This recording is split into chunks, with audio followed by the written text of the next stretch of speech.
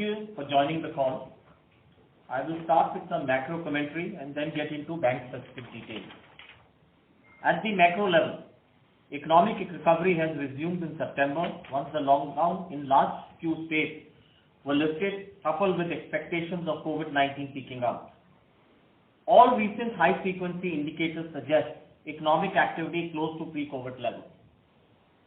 Car sales, non-fuel exports and power generation have also registered positive growth in September for the first time since the lockdown was imposed.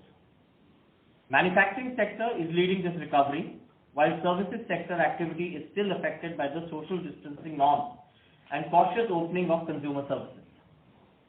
India has reported above normal monsoon rainfall this year, and this augurs well for the rural economy. Beyond September, along with the easing of lockdown, demand should also get short-term fillip from the measures announced by the finance minister.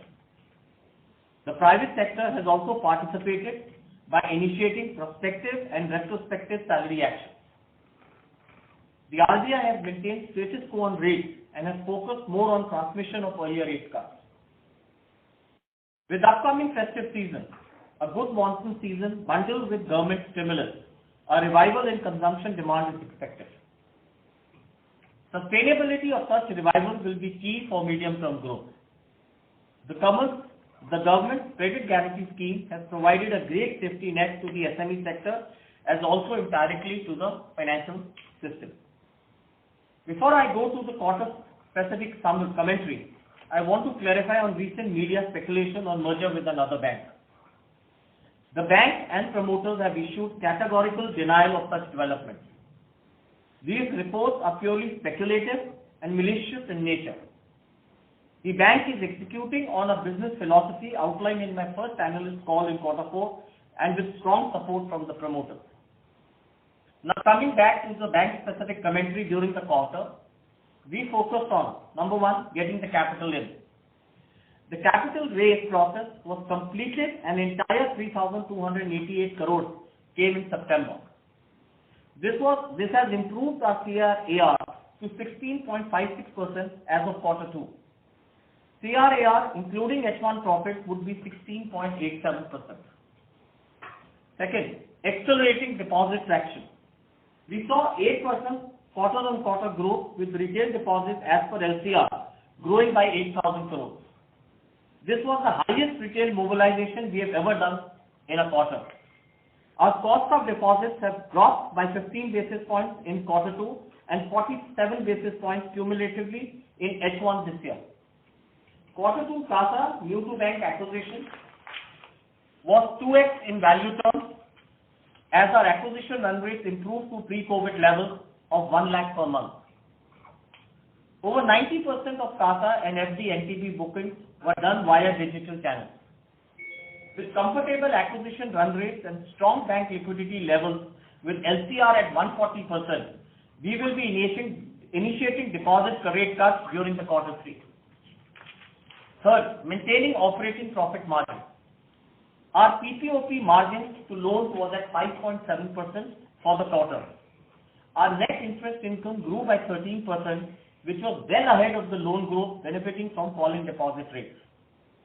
Core fee has jumped 56% quarter-on-quarter with strong pickup in the retail fees quarter-on-quarter. We have maintained healthy PPOP margins despite lower trading income quarter-on-quarter. The margins will get further support as the excess liquidity is deployed in growth. Fourth, conservative provisioning approach. We have increased our PCR to 77% from 67% quarter-on-quarter. Total provision as a percentage of GNPA have increased even more from 96% to 132% as we created additional 952 crores of standard COVID provisions which are now counted in PCR. Total provision now stands at 3% of our loans. Our standard and other non-NPA provisions are 2.4x of our net NPA. Bulk of these provisions are on account of conservative stance to lower risk to the balance sheet and earnings for the next financial year. Fifth, ensuring portfolio quality. The quarter has the lowest slippages in the last several quarters, if not years. We had slippages of just 19 basis points during the quarter. Net slippages were negative for the quarter. This is despite higher share of microfinance and segments operating on physical collection model. We expect collections to inch up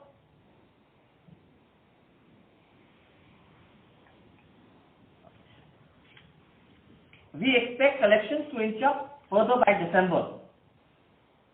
Slippages from the corporate book were close to zero even without the Supreme Court standstill. Our September collections were 94.7%. We are comfortable on the asset quality and the recovery trend seen across the portfolio as the prudent provisions made so far. Our portfolio analysis indicates a potential low single-digit restructuring, and these customers are viable and don't appear to be in any severe stress. Our current restructured book is just 5 basis points, and we do believe that for the banking system, this restructuring cycle will have better outcomes than the last one. Exploiting pockets of asset growth. We have seen shades of growth coming back with a loan growth of 2% year-on-year, quarter-on-quarter. Segments such as two-wheeler, car, tractors, construction equipment, and secured non-vehicle retail are back to normalcy. MSCD and MFI are as anticipated to show cyclical recovery in the second half of the year. Overall growth is thus expected to further broad-base and accelerate in the second half of the year. Retail portfolios are growing ahead of the corporate and is accretive to our profitability. I would now like to come to the operational performance of key segments of the bank. Vehicle finance. Our overall collection efficiency was 94.3% for September versus high 90s normal collection efficiency. We have uploaded in the investor deck by product a portfolio snapshot by each for the vehicle finance unit. Of this, commercial vehicles, particularly luxury buses, were slightly lower than this, while other segments are almost back to normal levels. Collection efficiency was lower than the average in small commercial vehicles and two-wheeler, which are a small part of our book. They constitute about 5% of the book. SCV, which is the small commercial vehicles, are most of the impacted segment from COVID and are slowly getting back on track. In two-wheelers, we had accessibility and collection force availability issue which are getting sorted this month. Economic activity is improving every month, and if things don't deteriorate further, then the Q3 freight availability should be much better compared to Q2. We are seeing this trend already in October. Some narrow segments such as luxury bus will be candidates for restructuring. Disbursements have recovered meaningfully in Q2 with September disbursements at 80% of pre-COVID levels. We have improved our market share in almost all of the vehicle segments. Overall vehicle group has grown 5% year-on-year. Growth was faster in tractors, up 33%, two-wheelers up 20%, utility vehicles up 13%. Even in commercial vehicles, we have seen portfolio growing quarter-on-quarter after 2-3 quarters of rundown due to weak industry volumes. We expect growth to accelerate in second half of the year, driven by recovery in the commercial vehicle segment. Microfinance. September collections in microfinance are at 91%. Collection recovery in Q2 got interrupted in August due to 5 key states reimposing the lockdown. However, we are now back on track and as most of the country is accessible again. Collections in October have improved to 93% and we expect this to cross 95% soon. Customers who have not paid no installments since unlock between May and September is 0.8% of the total book. Collection efficiency in fresh disbursement in the last couple of quarters is at 99.9%, indicating no impact on credit behavior of this segment. We are focused on continuous connect with the client. We are able to conduct center meetings in over 97% of locations. In parallel, we are also doing about 800 hours of calls throughout contact center every day.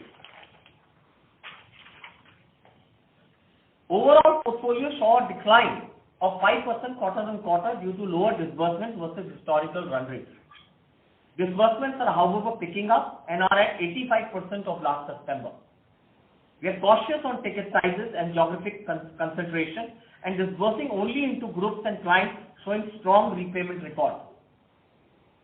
We are scaling up Bharat Money stores and now have 21,000 merchants in our network. On savings and recurring deposit penetration has improved to 36 million and 19 million customers respectively. Other retail assets, which is 17% of the book. Overall collection efficiency is close to 90%. Of this, secured assets like business banking, LAP have higher efficiency in mid-90s, while unsecured loans are slightly lower.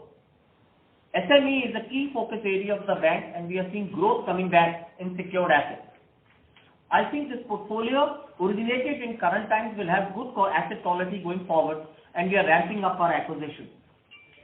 We continue to be cautious on unsecured loans, and these will remain less than 5% in our foreseeable future. Collections are yet to be back to pre-COVID levels, and we would wait for normalcy before we press the pedal again. Unsecured retail, however, is a small part of the overall book and doesn't turn the needle materially for the bank. Large corporate. We progressed on fine-tuning our large corporate book towards higher rated, granular and working capital exposure. Fee income has improved quarter on quarter with bulk of the fees coming from annuity and negligible contribution from structured products. We reduced our concentration to sell down and our repayment of our 1,900 crores during the quarter beyond the scheduled repayments, resulting in a large corporate book declining quarter on quarter. Overall collection efficiency was close to 100% for September. We are comfortable with exposure to NBFCs and HFCs. We are seeing stress in 2 real estate projects contributing to 500 crores of exposure. We may have to restructure or look for alternate resolution for these projects, which are, however, very well collateralized. Mid and small corporate. Churn in the small and mid corporate was over 95% in September, implying business is almost back to normalcy. Collection efficiency was 95% for collection for September.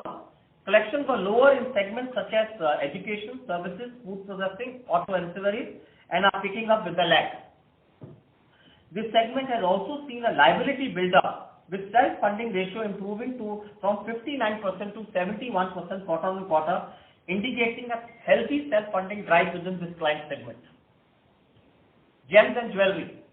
This business continues to maintain its pristine asset quality with no delinquencies in the portfolio till date. Rough diamond businesses have picked up and will reflect in loan utilizations in the coming quarters. Our exposure to domestic jewelry business is small. On potential restructuring, inquiries for restructuring so far have been minimal. However, it is too early and earlier trend, and the trend will be visible in the next 1 to 2 months. We will use restructuring only for viable customers with low expected delinquency. We will, however, make upfront provisions well in excess of the regulatory norms to cushion for any downside. Our internal portfolio assessment indicates a low single-digit restructuring in segments such as luxury buses, hotels, education institutions, etc. We will be very selective in using these in unsecured segments. Offtake from ECLGS, which was just 1,600 crores, gives us a comfort on borrowers' liquidity. Overall, on the asset side, we are getting more confident and most of the segments as we operated. Vehicle finance has performed much better than expectation. Additions to corporate watch list are minimal with some positive development on a few existing accounts. Secured retail is quickly getting back to pre-COVID levels. While we are cautious on pockets of microfinance and unsecured retail, we have created significant buffers already as prudent measure. The collection trend, along with the overall improvement in the economic activity, gives us a comfort to slowly accelerate our asset growth. We expect vehicle finance, microfinance, secured retail, and mid-corporate to drive a growth in the coming quarter. Now let me come to the liability piece of the balance sheet. Momentum in our deposit gathering accelerated during the quarter, resulting in 8% quarter-on-quarter growth with CASA growth of 9% quarter-on-quarter. Retail deposits as defined by LCR grew by over 8,000 crores. Our cost of deposits has reduced by 15 basis points in quarter 2 and by 47 basis points in H1 this year. This is despite offering higher rates for retail customers. Our digital acquisition run rate is 2x of F, while physical acquisitions are 80% of pre-COVID levels. This reflects scope of further improvement as COVID restrictions play out. 91% of our FDs were digitally sourced. We were the first bank to launch video KYC across deposits and credit cards. We are also the first to get certified as financial information provider on the account aggregator framework. We have been ranked the first on the digital payments and capabilities in quarter 1 and quarter 2 by MeitY Government of India. We are scaling up our affluent banking segment with pioneer offerings. The proposition is now well established and received by our customers. NRV in this segment through mix of upgrades from consumer banks and thereafter upsell, cross-sell and new acquisition has helped the segment cross 40,000 crores, of which 60% is in deposits. NRV growth from fresh acquisition was around 4,000 crores for quarter 2. This segment has also seen good momentum in fees, doubling quarter on quarter and now running at a monthly run rate of 20 crores. We saw momentum picking up in our NRI segment in quarter 2 after a dull quarter 1. Our liabilities from this segment reached 21,000 crores with around 1,300 crores of new acquisition in quarter 2. We continued investments in building merchant acquisition segment. We are acquiring 30,000 merchants per month. Our focus is in the semi-urban and rural segment, and we believe our deep geographic presence through vehicles and expertise in business owner segment will be key differentiators versus the peers. We have reduced contribution of certificate of deposits to around 5% now versus 10% in June and 15% in March 20. Our borrowings are lower quarter on quarter. Our CD ratio is also down to 88% versus 94% last quarter. As a result, we are carrying surplus liquidity of over 40,000 crores deployed in reverse repo and excess SLR. While we have decent growth in current accounts this quarter, we expect this to moderate a bit due to implementation of the RBI circular. We have seen strong momentum in our deposits in the last couple of quarters, despite the operation constraints due to COVID. We are resuming our branch expansion and also increasing market visibility through media campaigns. We have tactically raised our retail deposit rates in April. The inflow run rate and overall liquidity position gives us the comfort of cutting deposit rates steadily from quarter 3. Now coming to the financial performance of the quarter. Quarter 2 witnessed steady operating performance with revenues up 4% year on year and operating profits at 2,850 crores and was up 9% year on year. Our PPOP over loans was healthy at 5.7%, while PPOP margin before treasury income has improved quarter on quarter also. Net interest income grew 13% year on year despite loan growth of only 2% year on year driven by falling deposit rates. While both cost of funds and yield on loans have moved favorably on quarter, our NIM fell by 12 basis points quarter on quarter due to surplus liquidity providing suboptimal returns. We expect this to normalize as asset growth picks up. Other income grew 2% quarter on quarter, driven by strong recovery in core fees of 56% quarter on quarter, indicating activity levels are improving continuously. Non-capital consuming fees such as distribution, foreign exchange and trade remittances are close to pre-COVID levels already. Investment banking fees remain subdued due to conservative stance and low deal activity. We booked lower treasury income in this quarter, which was down 41% from quarter 1. Operating costs were down by 2% year on year, but inched up 4% quarter on quarter on a low base and variability linked to business recovery. Initiatives on fixed cost reduction in terms of premises, rental negotiation, IT initiatives on digital processes, in a hub, reallocation of staff responsibilities are well underway.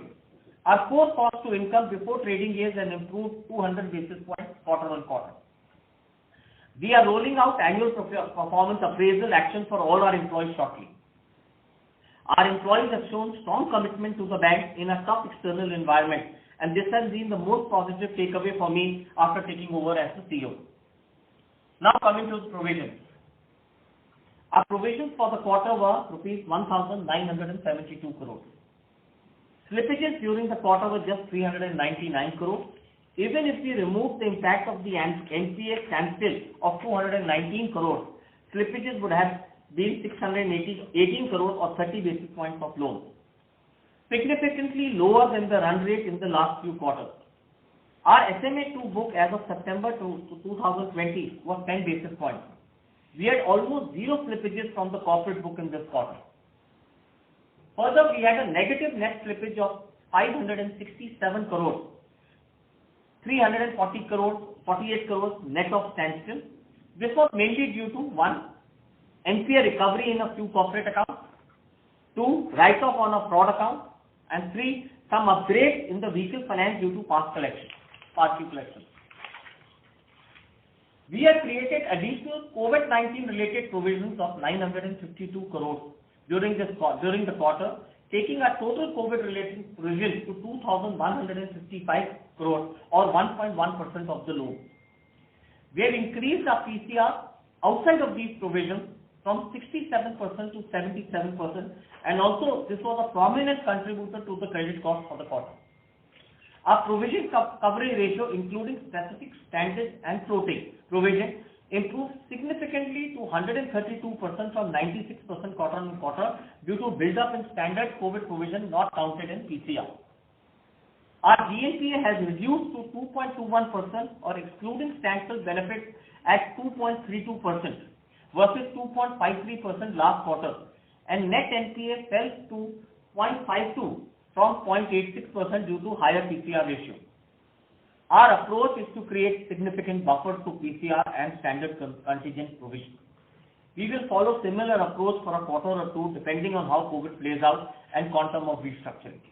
A large part of this is to conservatively position ourselves and reduce risk to the earnings flow from next financial year. Our healthy operating profit margin can comfortably absorb these provisions. Our PAT for the quarter was at rupees 663 crores. Our capital adequacy improved to 16.56% due to fresh capital raised and lower in risk intensity quarter on quarter. Our capital adequacy was higher by 15 basis points quarter on quarter even without the fresh capital. CRAR, including H1 profits, would be 16.87% versus 15.35% last quarter. In conclusion, I think in H1, our focus was on balance sheet realignment. Having achieved this to a large extent, now focus in H2 will be on scaling up the business. We will continue strong traction on retail deposits with focus on client acquisition. Our affluent NRI merchant acquisition business rollout is on track to meet the business plan targets. We are scaling up our digital distribution with over 90% acquisition happening digitally. We are also shortly launching SME and used vehicle finance portals. Focus on collections will continue, and nevertheless, we will make another round of provisions to augment existing buffers. We are now ready for asset growth, which will be driven by recovery in vehicles, microfinance, and scale up of secured retail and mid-corporate books. Momentum of fees, especially distribution and foreign exchange, should see further traction in H2. We also have decent mark-to-market gains on our investment book. With this, we can now start the question and answer session. Thank you very much. We will now begin the question and answer session. Anyone who wishes to ask questions may press star and 1 on their touchtone telephone. If you wish to remove yourself from the question queue, you may press star and 2. Participants are requested to use handsets while asking questions. Ladies and gentlemen, we will wait for a moment while the question queue assembles.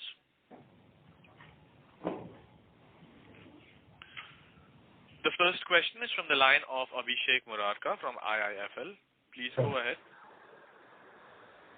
Yeah, hello.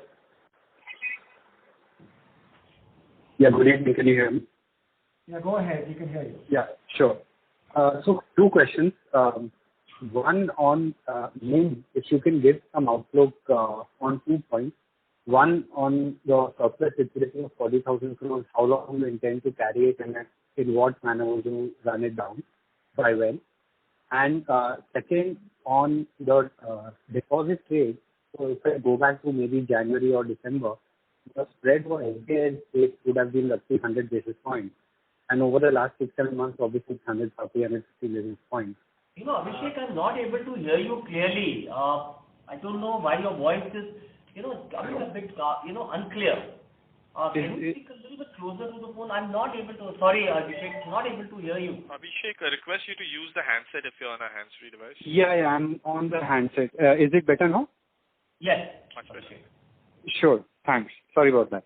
So two questions. One on NIM and parts to that. One on the liquidity that you are carrying of roughly 40,000 crores.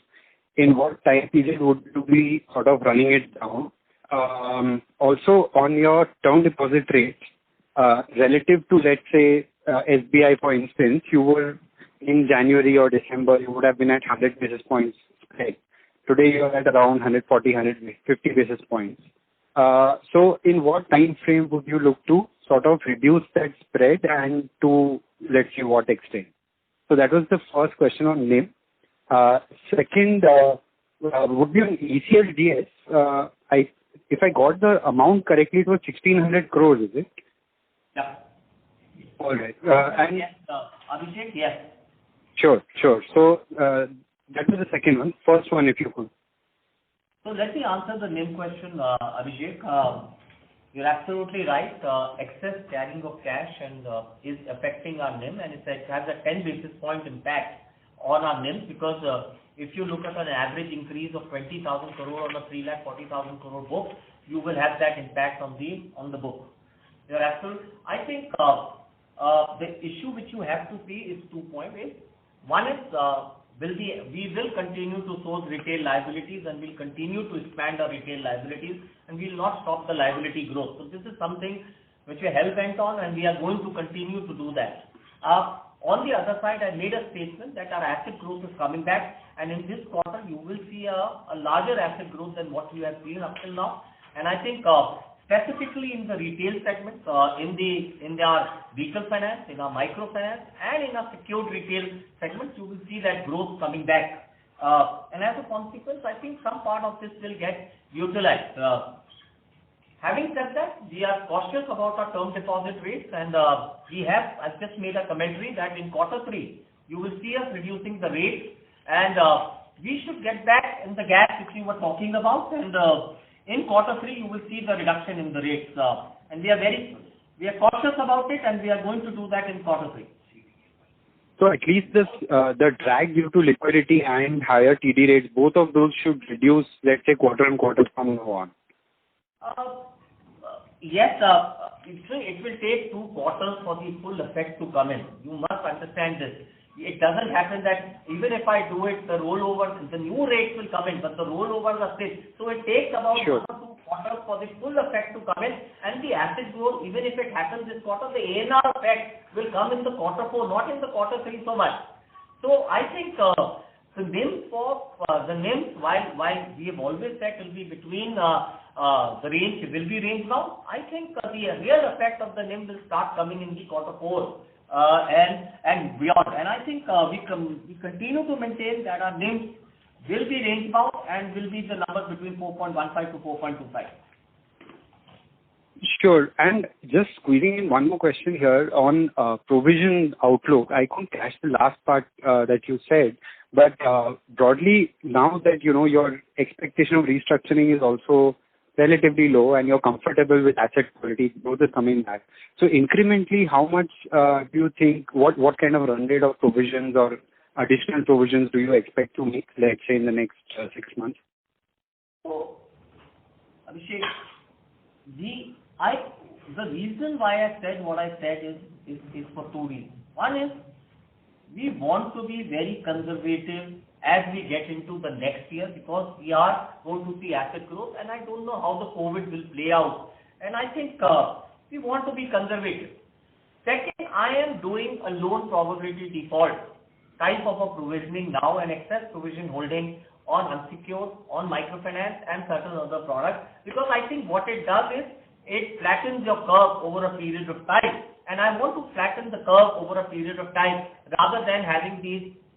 So, for example, a microfinance business is affected by flood, natural disasters, for example, is affected by political situation.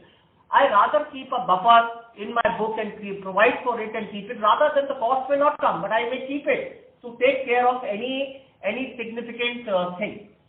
Third, with you that I think anybody who says that he finalized his restructured assets already, I think is incorrect. The ICA has to come into play in the restructured asset. While I may know what I want to restructure, I don't know what the other party needs to restructure, and the ICA will have a play. While the inquiries are very, very low right now, but I think that's why I said it's a low single digit. I can provide 10%, but I don't want to provide 10%. I want to be adequately provided in this restructured book.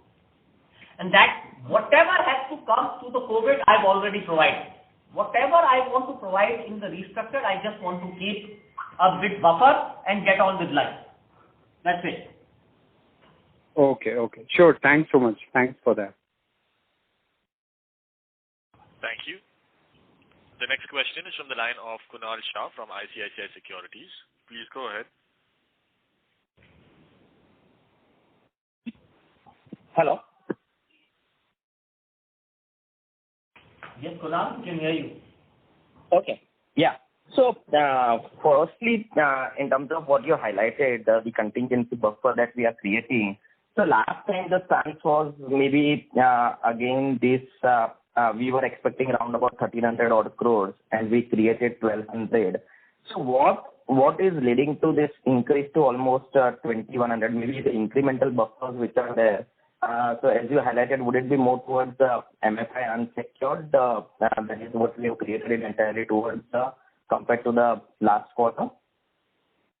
So you're absolutely right. I think we had provided, when we talked about it, we had provided 3% for the microfinance business.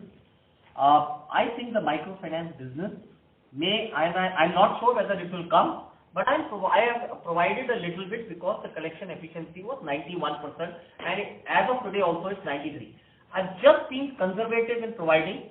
Second, like I said to you before, I want to keep a loan probability default as an ongoing provision in the book, and that is how prudent consumer portfolios work. And I'm just keeping a provision in. Third, I want to operate with a higher PCR level going forward. And I think you've seen the impact of keeping a 45% PCR, and I think we want to be benchmarked to the market, and I think the market will continue to be about 70% for the next 12 to 18 months also. And I don't think anybody will drop the PCR below 70%, and I want to maintain a higher PCR, and I'm creating the provision rather than continuously impacting my profit going forward. Okay. So if I heard you correctly, were there 8% customers who have not paid even a single EMI in the MFI? No, sir. 80 basis points, sir, in microfinance. 80 basis points. Yeah, so that's 99.2 which is there in the presentation. Yeah, 0.8%. Okay. But still we would have created a buffer out there, maybe even though we are receiving. So that's how we need to read it, yeah. Yes, I have created a buffer. My collection cost on microfinance may not be more than 3 to 4, but I have created that provision already. I wanted to create that provision. I don't know, I may not come at that number, but I created that provision. Okay, and this would be through write-offs, or how would that be? So in deductions, what we are seeing, what is leading to this deductions out there, maybe particularly on the corporate as well, and on the retail side? So on corporate, is it recovery, and on retail, would it be more of a write-offs? So Kunal, it's just provisions, it's not write-off in terms of what Sumant had mentioned. But in terms of the current quarter, we had upgrades in terms of the deductions because we had net negative slippages this quarter. So we had upgrades in our vehicle finance business because past dues of customers were collected. And on the corporate side, we had 3 accounts, notably Visa accounts, which we have discussed maybe a year ago. Where we had some share sales and we had some recoveries as a consequence of that. And then there is a third component. I think all of you would be aware. There was this fraud which happened last year, and we had provided for it over a 4-quarter period as per the RBI circular. And now we have got written off 281 crores that constituted that fraud. So that's 100%. It was 100% provided, now it's 100% written off. So these are the 3 key components of the reduction which has resulted in negative slippages this quarter, net slippages. Sure. And if you can share the numbers in terms of SMA1 and SMA2? SMA2 I think is shared. Yeah. SMA2 is 10 basis points and overall SMA1 and 2 is 33 basis points. 33. Okay. And one last question in terms of this 3-year planning cycle which is to be there. Now maybe when do we actually see coming out with this 3-year strategy, and what would be the key focus areas? Definitely COVID would have delayed a bit, and maybe under your leadership as to what are the key areas which we would look at, and when do we expect it to be unveiled? Yeah. So if the economy opens up and we see good economic indicators, I think Q3 results, you will see the PC5 strategy, and if we can invite the investor community, we will invite the investor community. Otherwise, you will see it in Q4, depending on how the COVID plays out. That is the only thing which I am leaving behind. I think we are seeing the COVID playing out, and we are waiting for me to articulate a strategy that I will grow in this way, and I can't mobilize the resources. Example, branch expansion. We are delayed on branch expansion already. And because the worker force was not allowed to work in certain areas, and it's becoming very difficult. We have 58 branches under construction, and we're not able to complete it for the last 6 months. And so I think we're just waiting for some things to open up, and I think now the things have started opening up. So Q3 results, you will see the PC5 strategy. Okay. Yeah. Thanks a lot. Thank you. The next question is from the line of Suresh Ganapathy from Macquarie. Please go ahead. Yeah, hi. Suman, I just wanted to know, how do you define collection efficiency? So this is by value and not by volume, right? Yes, by value. Total collections due over the total billed amount or the total due. Total collected over total due is the collection efficiency. Very simple formula. Okay. So you have not included any arrears from the previous month into the September number, right? So there can be a guy who would have taken moratorium in July, August. Please understand, those areas will not be outstanding. Please understand, because they would have got capitalized and the tenor would have got extended. It will not be outstanding. So the only thing which matters, and the 90 DPD will get classified only a guy who moves into X, and I've just explained that earlier also. I think don't confuse, because this moratorium and all has no meaning now. What matters is what is your portfolio performance going forward, and Q3 is when everything will get classified as NPA or not NPA. Yeah, correct. So clear. So this collection efficiency in the overall book, I'm not talking about only retail, corporate, SME, everything put together, is 94.7% for the month of September. Yes, and we have uploaded to you data on our 2 big indicators, which are livelihood financing. The way we presented last quarter data on microfinance, we've also presented for vehicle finance. But these were portfolios which were under doubt, and we've given you exactly by product what the collection efficiency is. Okay. So the overall book is 94.7. Okay. So that's clear. And last question is, there is a conscious strategy. There is only one thing which I will leave to. This is as of September 30th. As we talk, this is increasing, and as we talk, we are already 95.6, 97, 96%. So it continues. For example, in credit card, you will continuously see an increase because it's cycle to cycle. So when you would have reported a September 30th data, it would have been 5 days of a cycle, whereas the date is cycle to cycle, and 30 days would have not passed for the cycle. So please understand when I say that.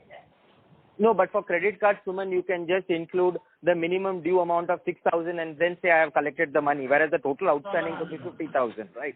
So while reporting the collection, yeah. But it's nothing of that sort. The revolve rate, has the revolve rate for you changed in September? Is the question which will answer your question.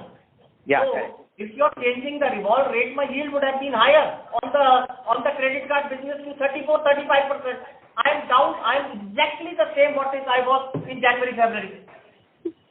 Okay, clear. Thanks so much, Sumant. And one last question is, of course, you have done a very good job about granularizing the liability base, focusing more on retail deposits. Is it possible to share the share of top 20 depositor concentration by the end of September compared to what it was as of March 31st, 2020? I don't think we share it on a quarterly basis, but it's going down. I can commit to you that much that it is down from March 31st. And like I said, we see ourselves in the range of 16 to 18%, which is what we should be. Okay. Thanks so much for your answer. Thank you. The next question is from the line of Nitin Agarwal from Motilal Oswal. Please go ahead. Yeah, hi. Thanks for the opportunity. Two questions. One is like on the tie-up in life insurance space that we have done. So what will be our distribution strategy now? And with now the tie with two large life insurance players, how do we see the bank assurance income panning out over the coming years?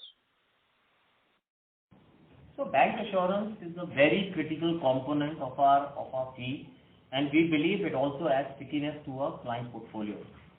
We are seeing the insurance business coming back to pre-COVID levels, and I think this is a business where we see scale up happening, and I think with two prominent partners now in the fray like ICICI Pru as well as Tata AIA, both have very, very differentiated product. One is very good on a term product and the other is on very good on ULIP. You will see excellent scale up of this business, and we want to continue to grow. I can't give you percentages, but what I've said is distribution fee will continue to rise, and consumer contribution to the overall fee in the near future should be around 55% of our fee. So today it's 48%, they should get to 55%. Most of this fee will come from distribution products as well as from the trade and FX in the consumer bank. So I think consumer bank does not have so much of loan origination. It focuses more on distribution and the trade FX as a fee component. Okay. And so when you talked about that car loss that we may possibly have because of the RBI revised guidelines, what sort of like? Sorry, Nitin, can you please speak up? We can't hear you so clearly. Okay, so is it better now? Yeah, a little louder, please. I was asking on the current accounts, we mentioned that there could be some decline in current accounts because of the revised guidelines. Any color as to what can be the impact of this, and can we see some decline in the corporate loan book also? There will be pluses and minuses. I think to give an assessment right now may be incorrect because it's under discussion with IBA and all the current account regulations are being discussed. There's no clarity on how a dividend should be treated, how an escrow account should be treated. So these are not current, these are special purpose accounts.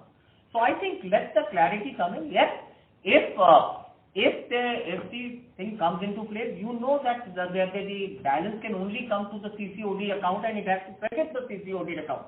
So there can be an impact as a consequence of that. We have to just wait for the clarification to come in. And I think there are some pluses, there are some minuses. We have to see. One of the reasons why we believe merchant acquiring business is so critical for us is, and where we are capturing a very virgin territory, is because we believe that that the growth in the current account business from these type of businesses will be very, very high. And I think in a year or two time, we'll be talking a very different current account book, which will be more granular and much more retail oriented as a consequence of these initiatives. Okay, and the other thing I wanted to check is that recently RBI levied a penalty on us on supervision assessment and... I'm not able to hear you. I'm just not able to hear you. Your voice is not clear. I'm sorry. I'm so sorry. Shall I come back? If it's completely not audible, I can come back in the queue. No, it's No, better. now you're audible. Sometimes you're audible, sometimes you're not. Okay. So I was asking, like, recently RBI levied a penalty on us because on the basis of supervision that it did for FY19. So if you can share some color and what steps are we taking to avoid such situations? So I've already issued a clarification. I think this relates to a financial 19 inspection for a few procedural and interpretational issues. And we have already corrected the processes, and in fact we had confirmed that to RBI. This does not relate to asset quality related and no divergence. So this related to a interpretational issue, and we've corrected and gone with the RBI view on that interpretational issue. That's what it is, and I can give you an assurance, bank is fully compliant. I think governance and compliance is the most stringent and it's top on my mind, and we don't want to compromise on any governance and compliance related issue. Sure. Thanks so much. Thank you.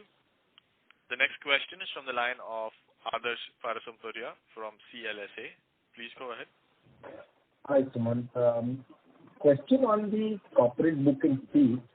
Just wanted to understand how do you see it, because when you look at the investment banking and the processing fee, the intensity or the revenues haven't picked up in the second quarter as well. First quarter is completely understandable. And from a cost of fund perspective, how do you now position yourself on the balance sheet side of things as well in terms of loan growth? Do you see like a couple of years of consolidation, or because you wouldn't want to do BB and maybe cost of funds is not good enough to do AA and AAA assets? So if you can just give your outlook there. First of all, I think that perception is correct that we don't have a AA and a AAA book. I think I don't want to give you any numbers, but if you see most of our disbursements which have happened in the corporate bank this quarter has happened on A-rated book and above, and we are competitive on the interest rate. You cannot but not be competitive on the interest rates in the corporate bank. Why we have not grown the corporate book is because we are rebalancing the book, and I said that before in my call, and I'm saying that again, that we'll continue to rebalance the book, and that is what rebalance your existing book, and that's what has happened on the corporate side. Having said that, I think there are few things which are different about us, and which I think the market knows about it, but must repeat it again and again. One is our livelihood financing book is a very healthy book, which is 48 to 49% of my book now, 42% of my book, and it comes at a yield of about 15.5%. And this book is very, very accretive to the bank and very, very profitable. It gives me the liberty to continue to reprice and give pricing to my corporate side, because I continuously feel that your book should be balanced towards corporate and retail, 40% corporate and 60% retail. And I continuously believe that maybe 62-38 or 40-60 is the ideal mix which we continue to believe in. Number two, if you look at our liability franchise, while our cost of deposit may be higher, and I think our cost of funds is higher as a consequence, our cost of fund is very, very attractive because livelihood financing creates refinance for me at a very attractive rate. And I get refinancing from SIDBI, NABARD or international developmental associations and bodies at very attractive rates, which is anywhere money between 1 year to 7 years. At 20% of my borrowing, which is about 10% of my liability book, of my overall liability, comes from this type of a scenario. And I think, please understand, I continuously get that benefit. So I think we have a very, very healthy thing. Yes, we will have some stress on the NIMs as a consequence of growing the AA and AA rated and below above book. But I think that's the cost, and I think that's why I said our NIMs will be range bound, and we've done all our simulations which say that if we are at that ratios and our NIMs are range bound, we can accommodate those type of scenarios.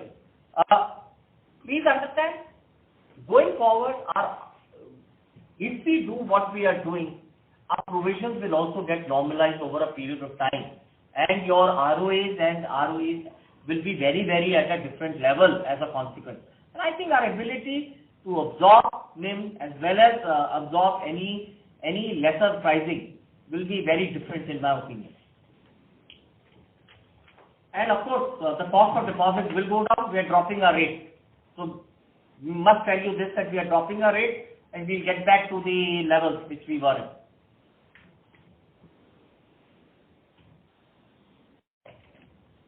Adarsh, have I answered your question?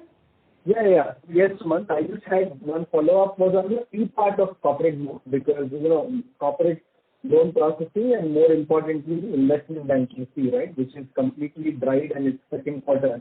So what's the outlook on that part of the revenue that we had, say, pre-COVID? It was like a good 300-400 crore run rate number. That's like dried up. So I just wanted to understand where should this go? So there are two reasons. One is lower deal activity in H1. And I think we were very cautious about the deal activity and also have been very selective in segments we operate in.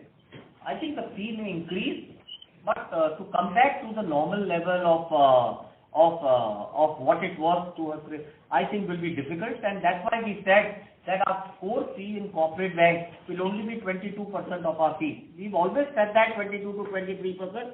I don't think the fee of corporate banks should be around 2.6% of the asset book of the corporate. We don't believe in that. We believe the consumer bank fees and the global market as well as the corporate bank should be a right mix of fees, and we are moving in that direction. Got it. This is helpful, Sumant. Thanks a lot. All the best. Thank you. The next question is from the line of Ankit Ladani from UBS Securities. Please go ahead. Hi, Sumant, this is Vishal here. So first question is on the overdue book. I think there was some discussion on SMA1. So SMA1, I'm not sure whether it includes retail, etc. So if you were to see at the bank level, what would be the 30-day overdue, including retail, etc., as of September and as of October, since October has also ended? Any sense in that? I have given you a number, no? And I have said my collection efficiency is 94.7. So that means 5.3% has not been to the H bucket or whatever bucket. So please understand, there is nothing else which I can tell you. That is the book which is there. And I have given you my SMA1 and SMA2 book also, which is on the corporate side. In consumer side of the book, there cannot be a 60 or a 90 DPD right now, because all of that would have flown in, because you could know whatever was 60 or 30 would have flown in the moratorium time also, because you did not stop the DPD for accounts which are already delinquent. Yeah. And I would have taken that write-off for them. So in October also the number would be same, or it would be improving or deteriorating? Maybe October, what was due in September? September collections was this. October the collections have started, and we will get to know the number. I think the number would almost be the same. I think there has been an improvement, and we believe that we are already at 95.5 to 96% already in collections. That's all I'm trying to say, that there is only an improvement in that number. Perfect. Thanks. And another question actually on the changes since you have actually, taken over. So what are the changes you would have made? I'm sure this question has been asked multiple times, but just to know what actually is happening on the corporate and the risk side, in terms of personal and process. So let me first of all, I think we are very focused on the rating of the book, and that's why we're churning the exposures, number one. Number two, we have created a portfolio management team under Sanjay Malik, which actually sits between risk and business and evaluates any proposal which goes to the risk make sure that it is within the framework and orchestrates the strategy of the corporate basis how the business is being orchestrated. I think that's number 2. And I think number 3, I think our exposures on high risk segments like real estate and others are being reduced, and we are not doing any further increase of our exposure. We may be churning the exposure but not increasing our exposure on high, and they will only come down because there is no new as the portfolio increases on a book. 4th, I think a working capital component in a term loan book has become a very critical portion of our book. So I think in nutshell, more granular, more secure, and shorter duration are the 3 changes which are happening in the corporate bank of the book. I don't think we had an issue on the risk side of the book. In fact, to say that there were any changes, I think the filters are the same. I think the direction from the bank was to do term loans, and they did term loans. Now they are focusing on the working capital side. And Ramu, do you want to add anything on this? So yeah, basically we relooked at the way the environment. Basically we looked at concentration, we looked at size of exposure. There are surely some lessons learned from the book that we had originated or where we had gone. Some of this related to some promoters having issues or share back pledges, which we have now de-risked. Basically, we really don't have much in loan against shares as a product. Our capital market exposures against our original limit is not even 40-50% utilized against mainly for brokers or routine investments that are there in our book, not for any loan against shares. So there are clearly changes that we have made to the strategy on the underwriting strategy as well as on the kind of books we originate. We have a pre-screening methodology put in place so that we have a clear understanding of what kind of exposure we take. We're looking at the rating profile. Internal ratings have been strengthened as well as external ratings have been mapped to it. So these are changes, certain fine-tuning which has been done, but clearly it's more to reduce the concentration of exposures, both at group level as well as at individual levels. And more clients and more granular thing and more working capital. And now anyway with the current account and others, it's better to be in the working capital cycle. We have to have flows to the accounts, and that's what we are focusing on. So clearly we're putting a lot of effort in that. There is much more. We have digitized the early warning system now. We are using a very good technology there. We're using more like the Maligam Committee recommendations on identifying frauds and others through SIM kind of technology that is available. So a lot of investment going to systems to also keep up with what's happening. There's a lot of information. We're just trying to make sure that we get enough red flags well ahead of time and be able to react to it. Thank you.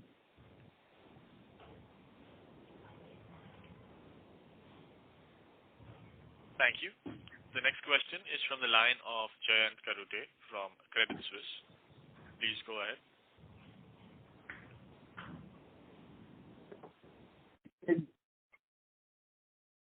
Can't hear you. I'm sorry. Is this better?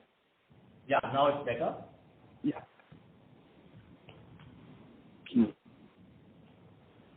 Mr. Jayant Karute, we can't hear you. There seems to be issue with the Hello? network. Your voice is breaking. Mr. Jayant Karute, we can't hear you. We request you to Hello? call us back. Okay. I'll join back in with you. Thank you. We'll move to the next question. The next question is from the line of Anand Dama from Emkay Global. Please go ahead. Yeah, thank you.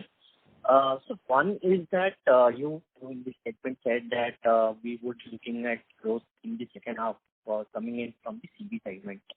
So what is the reason basically if you look at the CV sales still remains subdued? So how are we expecting a growth from that segment? And apart from that, what are the other segments where we'll be looking at growth in the second half of the year? When I talked about the segment, I talked about the vehicle finance segment, and I said two things. One is if you look at the non-CV segment, which is made up of 5 products. The 5 products are scooter loans, car loans, tractor,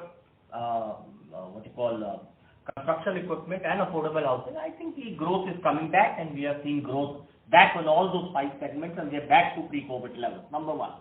Number 2, CV cannot be seen as CV at one go. I think CV has 2 to 3 segments. I think small commercial vehicle segment is being affected. The LCV segment is growing and it's back to pre-COVID levels.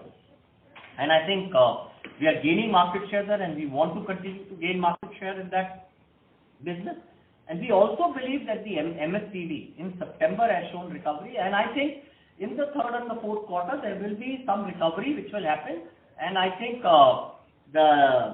if the COVID plays out and there is no second wave, we believe that recovery will happen on the MSCV side also. So that's where we are very confident on the vehicle segment, and I think we have a market share in that. We have a dominance in that, and we want to continue to create a market share in that business because we are very comfortable. Having said that, I think also the quality of the portfolio gives us that confidence that we should go ahead and do the business and expand the business. But the CV segment, or basically the vehicle financing segment, is still seeing a lot of stress, particularly the CV segment and two-wheeler. I'm not able to hear you. I'm sorry. Hello? Can you speak a little louder? I'm not able to hear you, Anand. Yeah. So I was saying that CV segment is still seeing stress. The utilization level is pretty slow, even now. And I mean, given that, how do we expect that the segment will get revived? Are we really looking at the used CV segment or the new CV segment for growth? We have a balanced book. We don't do. We do near new. We don't do that 8-year-old and all. That's Sriram. We are not capable of doing that business. It's a separate niche in itself, and we don't have that capability to do. I think about 18 to 20% of the book is on used vehicle, and we continue to believe that should be the mix of between the new and the used vehicle. I think, like I said to you before, LCV is shaping up, and I think the LCV growth is happening at a faster pace, and we're gaining market share there. That's number 1. I think on the MSCV side, I think while I agree with you that it's still at a lower level, but I think it will pick up, and quarter 3 and quarter 4 you will see a major growth in that segment, and that is our view on that segment right now, after having talked to the manufacturer. Okay, sure. So secondly, on the restructuring pool, so you said that the restructuring pool will be in the single digits. Can we expect that to be somewhere about 3 to 4%, because that is the kind of guidance which we are picking up from a lot of NBFCs and some banks as well. And if the credit cost guidance that we had revised upward recently about 350 to 400 basis points, what is your view on that now? What we have seen before. If you are improved. What I have told you, Anand, is very clear. It will be low single digit number, and we have taken. It will be a low single digit number, and I think we want to continue to maintain that. If I give you a guidance and that changes by 10 basis points, I will be held accountable. I think right now, why I'm not giving you a guidance right now. We have to see how the ICA plays out. And I'm not sure how the ICA plays out, and because all corporates have to go through their ICA agreement, and we have to see how it plays out. We have not seen so many inquiries right now, but I think we have to keep an open stance to it. But I don't see that crossing a low single digit number. Okay. And the third thing was about your collection efficiency, which you said about 94.5% or so. So when you say collection efficiency, it is only for the month of October, right? But whatever you did not collect in the month of September. I just told you of the month of September, 94.7. The collection efficiency in the month of October, while the October month is still going down, and month ends are very critical in collection, is between 95.5 to 96%. Okay. So whenever collection efficiency they talk about in the month of October also, so whatever was not collected in the month of September, that gets billed in the month of October, or that just goes off the book? You don't raise a demand against that. So what we will be able to tell you, see, what you are asking is a very different way of what. Please understand what I am saying. The demand is raised for both when the collection guy goes, he goes and collects both installments. What flows into 30, 60, this is your roll rate basis on the portfolio. So the roll rate on X bucket, on 30, on 60 are different resolution rates, and that's called roll rate basis. And those are roll rates into different buckets, and we track those buckets very carefully. As a consequence, we provide provisions, and we have created a plan as to how we see our credit cost going forward, and that is where we kept the credit cost. Okay, sure. So yours is basically you bill it for October month as well, and that is how you're reporting collection efficiency for the month of October. Yes, of course. And you don't confuse DPD and collections are two different things. On DPD, once it crosses 90, you have a provision, and collection can happen after 90 DPD also.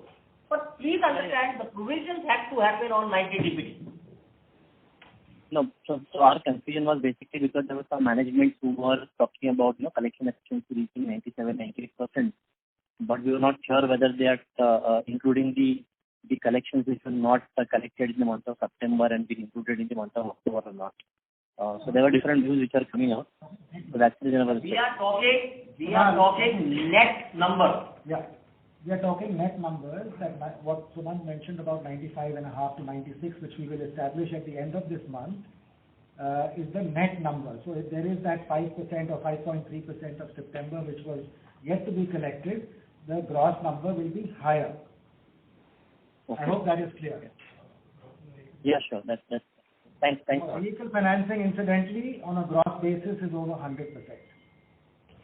Okay. Thanks. Thank you. Thank you. We'll be able to take one last question.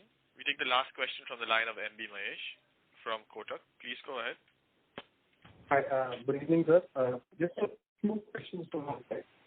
The first one is provisions, and this was reported in the presentation. All of these provisions are outside the... not very clear. Can you come closer to your... Mahesh, your voice is not clear again. Sorry, can you hear now? Yeah. But the provisions that you have reported in the presentation, all the provisions is outside the calculation of net of your calculation, right? In terms of percentages.